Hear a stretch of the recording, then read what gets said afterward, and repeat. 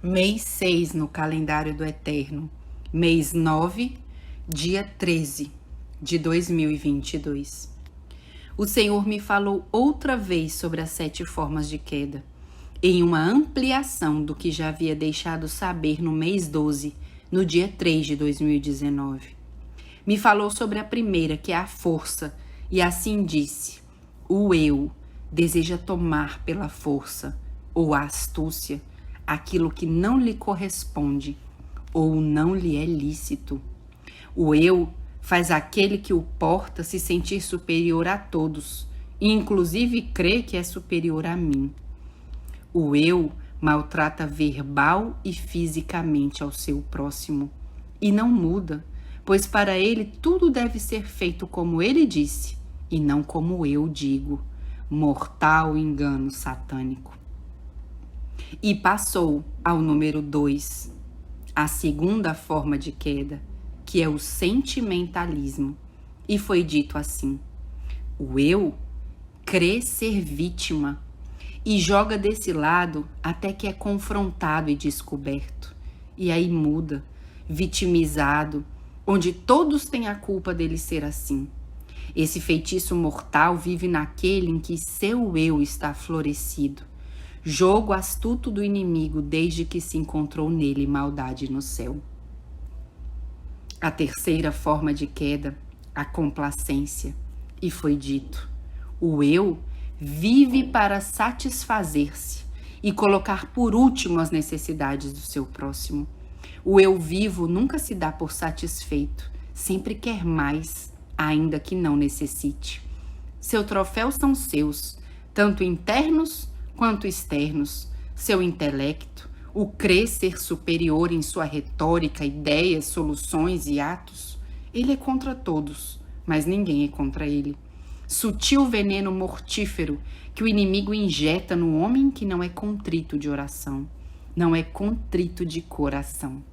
A complacência da superioridade em todo sentido diante de outros é um reflexo de que o maligno está entronizado nessa mente e neste coração.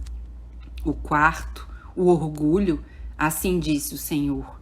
O orgulho é o eu que vive para se enaltecer, orgulhoso de ter o melhor, de chamar a atenção para si entre todos, se veste para ser visto, se penteia para que o admirem, tem um ar de superioridade e manda em todos, enquanto ele merece estar de braços cruzados, com o pensamento ativo, centrado no que imagina, no que crê necessitar para seguir escalando postos e posições. Este quase imperceptível engano satânico é letalmente mortal para aquele que o porta e também para os que o adulam. A quinta forma de queda é a calúnia. Assim disse o Senhor: o eu vive caluniado. O eu vive caluniando a tudo e a todos, pois em sua crente imaginação mórbida não é feliz por culpa de outros, não é pleno e culpa a todos por isso. Tudo é culpa alheia e não a sua própria.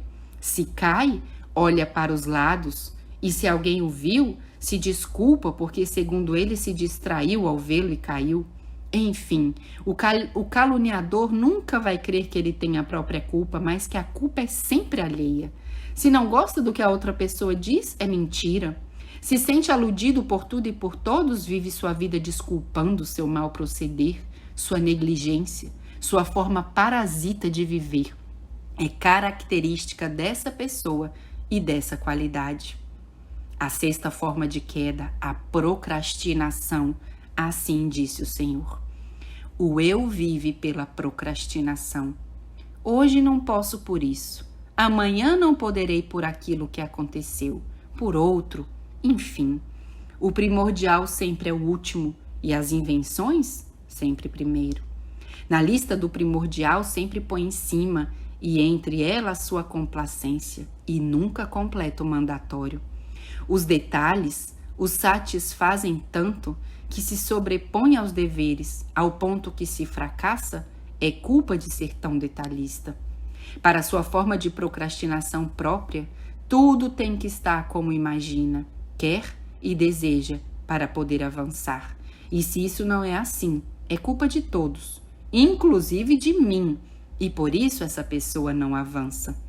O eu da procrastinação critica o esforçado, que cada dia, com intenso afã, luta para cumprir o seu trabalho diário. O chama de extremista, fanático e abusivo. O eu da procrastinação é detrator, critica aquele que não age de acordo com sua forma de ver, atuar e pensar.